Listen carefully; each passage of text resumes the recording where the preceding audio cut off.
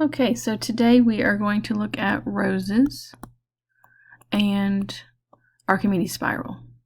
Now, Archimedes spiral, I am not going to give you an example of live. It is something that you want to only do in your calculator because you need to change the theta step from one angle to the next to something much smaller than what you are used to doing. And also, you're going to do it in radians instead of in degrees. Today I'm still doing this one in degrees. So if my theta is 0 degrees, I'm going to do 0 and 10 and 20 and 30. I'm going to change this. For roses, you need to have a smaller step in between your theta values. So I'm going to use a step of 10 degrees for this one. It's going to be a lot more calculations that we have to deal with. But in the end, it makes for a better picture. If ever your graph turns out to feel very linear or kind of clunky or just straight lines instead of curves, because it is supposed to be a curve, if it ever comes out to be straight lines, that means your theta step needs to be something smaller because it needs to do more calculations. So for this one, I'm going to use a step of 10, and I'm going to take the theta values and I'm going to plug them into my equation, which is r equals 2 cosine 3 theta. And I'm going to change the theta to 0. And then I'm going to back calculate that. That's 3 times 0 is 0. The cosine of 0 is 1. Cosine of 0 is 1. 2 times 1 is 2. So 0 degrees, I'm going to face 0 degrees, and I'm going to walk 2 steps out, 2 rings. So there's my 2 rings. Now I don't connect that to the pole. The first point is 0, 2. Don't put a point at the pole. And then you keep doing this, same thing. You change your theta to something else. The next one is 10 degrees. So a theta of 10 degrees is going to be cosine of 30. The cosine of 30 is root 3 over 2. 2 times root 3 over 2 is root 3, which is approximately 1.7. So I'm going to face 10 degrees. Now the grid that I've got here is marked off in 15s. So the 10 is going to be here. And I'm going to face 10. I'm going to walk out 1.7. I'm not going to go out 2 rings. I'm going to go 1.7 rings. So I have to estimate that. 1.7-ish. All right, repeat the process again. This time the 10 changes to a 20. And that changes it to cosine of 60 degrees, which we know is 1/2. 2 times 1/2 is 1. So I'm going to face 20 degrees. I'm going to go out 1 ring. That's very much an estimation. Oh, I haven't been recording that. 20 degrees, 1 ring. 10 degrees was 1.7. Okay, 30 degrees. Change the 20 to a 30. That's going to put us at 90. Cosine of 90 is 0. 2 times 0 is 0. So 30 degrees. I face 30 degrees, which is this one. And I'm going to go out none. Radius of 0. I'm going to be at the pole. That's called a 0. And I'm going to play connect the dots now. I've got several of them. You can see this kind of hump. It's actually half of a petal of a rose. All right, so you can see the process that I'm going through right now. I am just calculating all these values by substitution. So I'm going to hit pause real quick. I'm going to finish those substitutions for you, and I'll be right back. Okay, I am back. I did all of those calculations using this theta, and I started to see that there was a pattern, and you can often look for patterns when you're plotting points. You're only going to be, you're not going to be plotting very many of these by hand.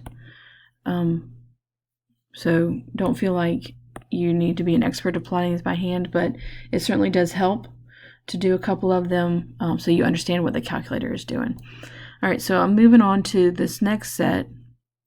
I'm going to start right here at the -1, and that is at 40 degrees. So I'm going to face 40 degrees. And that's a -1, so I'm going to have to walk backwards. So facing 40 degrees, and I'm walking backwards 1.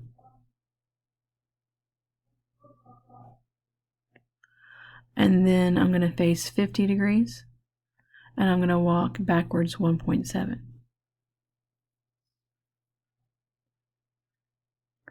And then I'm going to face 60 degrees, and I'm going to walk backwards -2.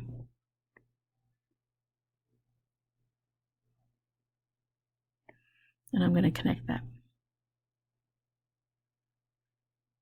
And what you should see is that those are symmetric to each other, and it's almost it's like a continuous curve that just happened right through the pole. All right, that's got us to here. All right, I'm going to change my color each time just so you guys can follow along.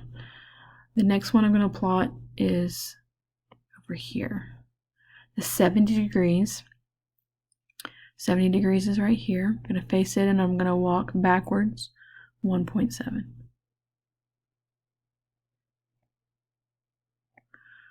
$80 degrees, walk backwards 1.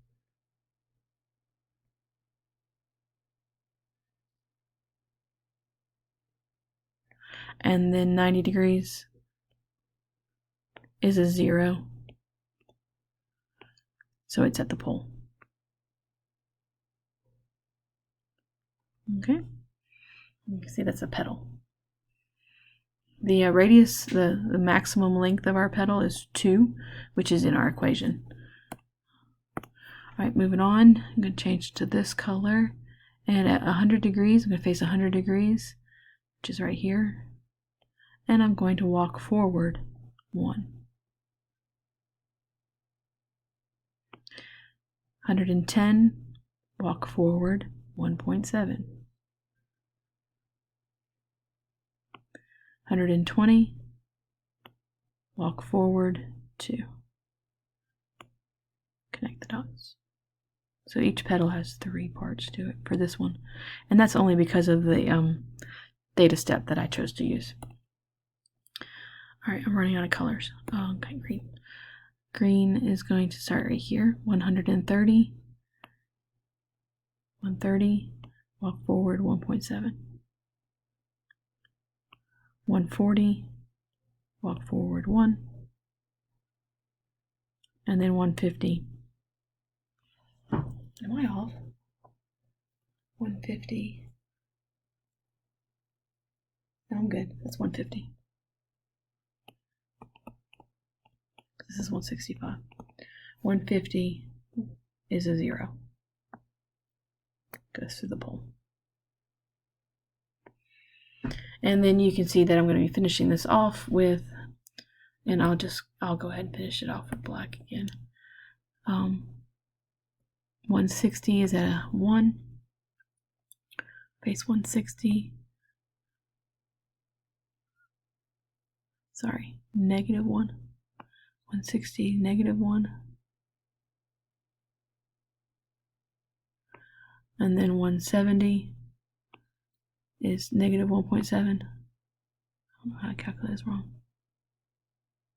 And then -2. And then what happens is that the whole thing starts to repeat itself. Like you know you're finished because you found your start point. So there is my rose. It's pretty. I like all the colors. So the pattern is not, don't do like an old school clover. We're not doing like I'm making a nice pretty flower from kindergarten. We're not doing that.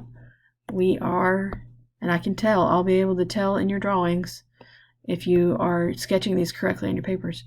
You're going from half a petal through the pole, back through the pole, back to the petal again. It's this motion.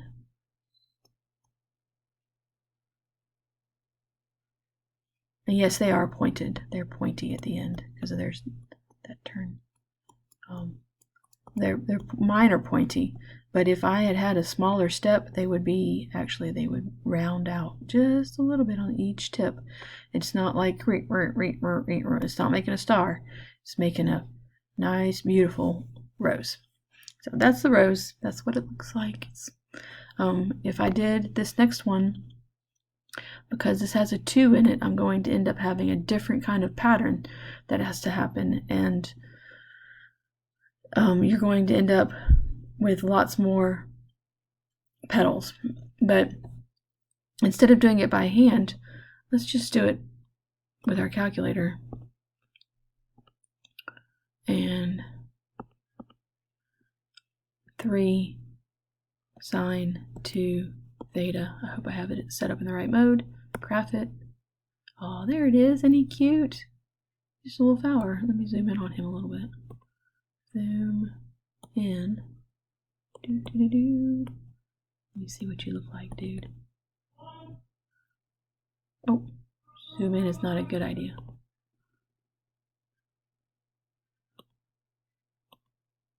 Oh, I hit pause. There it is. Alright, so there's your flower. And guys, if ever you feel like it, you need to do a zoom square. That's number 5. Zoom 5. That's really what it's supposed to look like. Oh, it's a flower. And you're not going to come over here and draw petal, petal, petal, petal. You're going to draw but it's harder to do the 4s. Petal, petal, petal. I can't. The 4s are hard for me.